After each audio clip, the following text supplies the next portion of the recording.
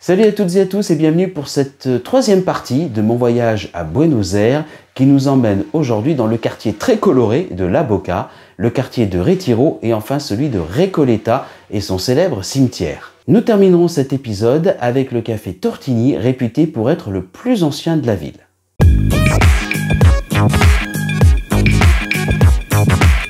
La Boca est un quartier populaire situé au sud de la ville et très connu pour ses maisons colorées qui sont construites en bois et en tôle ondulée. Elles sont souvent peintes de couleurs vives comme du rouge, du bleu, du jaune ou du vert. Cette tradition est née au 19e siècle lorsque les immigrants italiens ont commencé à s'installer dans le quartier. Ils utilisèrent alors les restes des peintures de leurs bateaux pour décorer leurs maisons. La Boca est un quartier animé.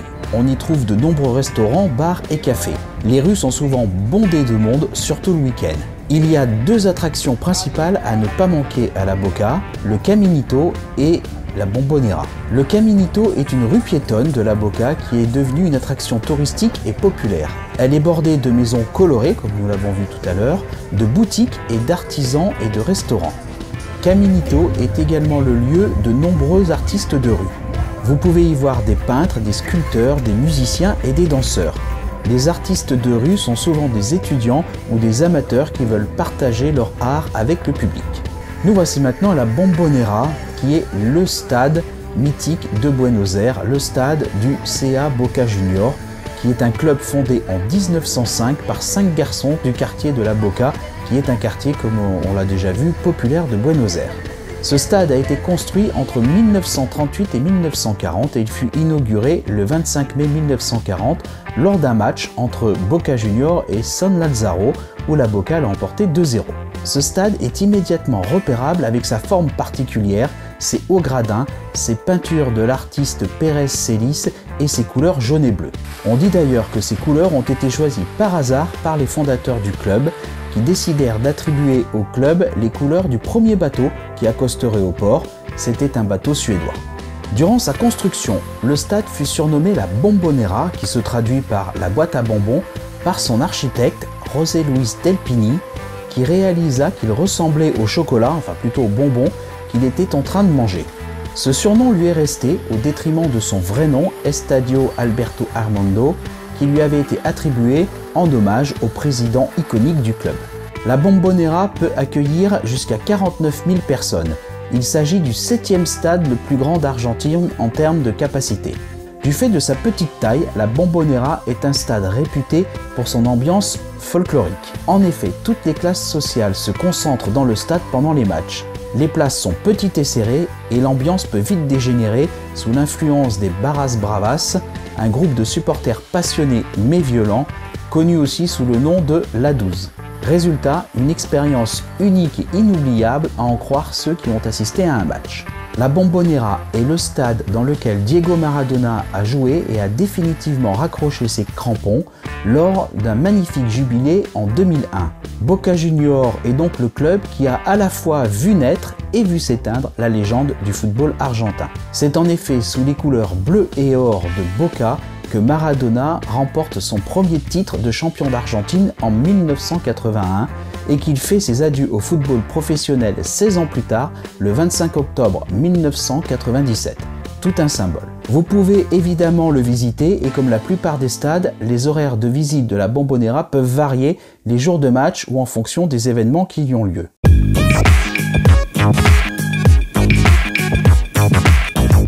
Retiro est un quartier du centre-ville situé au nord-est de la ville, entre les quartiers de Recoleta et de San Nicolas.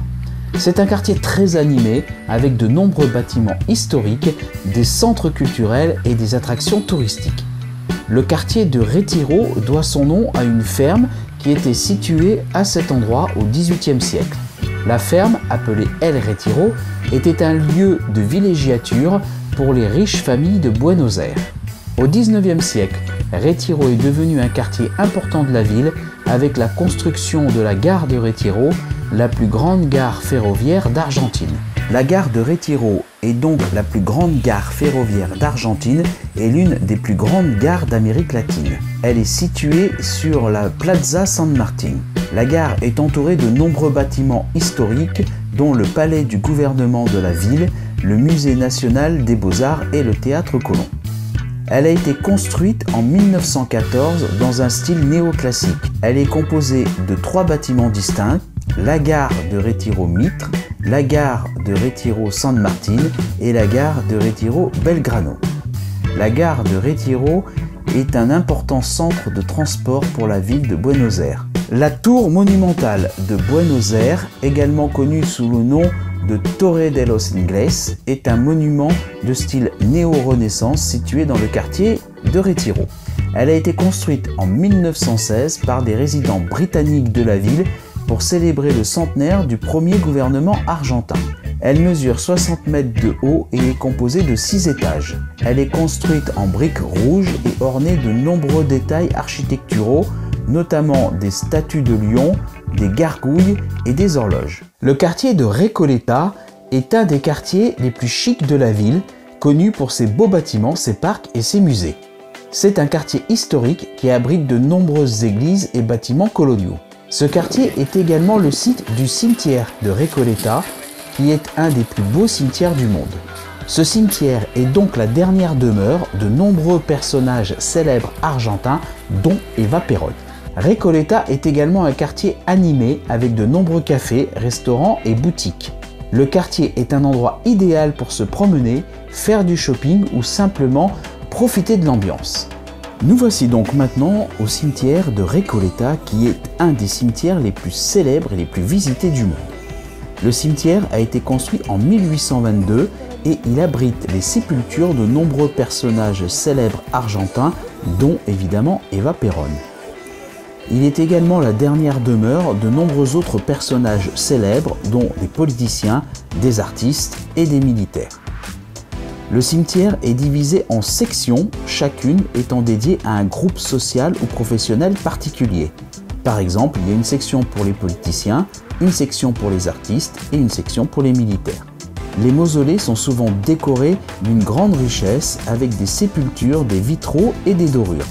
La tombe d'Eva Perón est forcément la plus visitée du cimetière. Elle est située dans une section centrale et est un mausolée de marbre blanc avec une statue d'Eva Perón portant un châle. Le cimetière de Recoleta est un lieu fascinant qui offre un aperçu de l'histoire et de la culture argentine. Il est une attraction touristique populaire et est visité par des personnes du monde entier.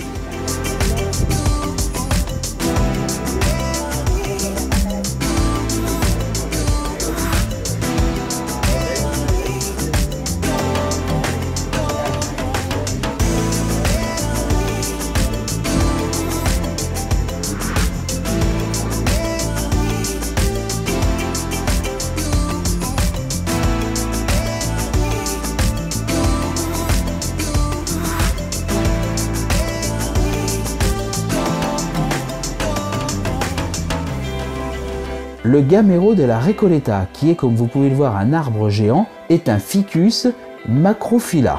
Il est considéré comme l'un des plus vieux arbres de la ville. L'arbre atteint 20 mètres de haut et 50 mètres de diamètre. Cependant, il y a plusieurs versions concernant son origine.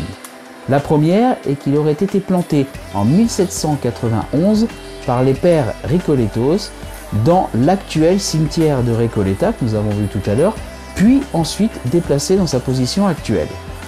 Selon une autre version, le gamero de la Recoleta aurait été le premier spécimen de son espèce planté en 1891 par un agronome qui détenait alors une ferme dénommée de la Recoleta. Le 12 octobre 2014 est installé l'Atlas de la Recoleta, représentant un homme soutenant sur ses épaules l'une des ramifications de l'arbre.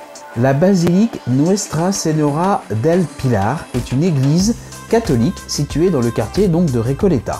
Elle est l'une des plus anciennes églises de la ville et demeure un exemple d'architecture coloniale. À l'intérieur de la basilique, il y a également un style baroque. Cette basilique est un lieu de culte important pour les catholiques argentins.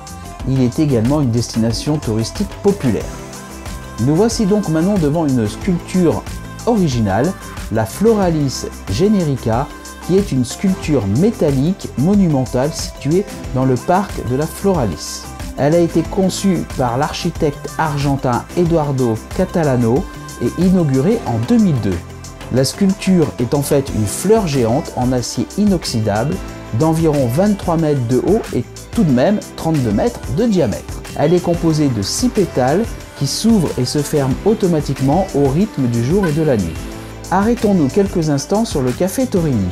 Ce café est situé au 825 avenue de Maillot. Il a été inauguré en 1858 par un immigrant français appelé Touhan. Il fut nommé Torini en référence au café Torini de Paris, un établissement qui est situé boulevard des Italiens et où se réunissait l'élite de la culture parisienne au 19e siècle. Il est réputé pour être le plus vieux café de Buenos Aires. En tout cas, si vous souhaitez y déguster un café, armez-vous de patience car souvent il y a énormément de monde.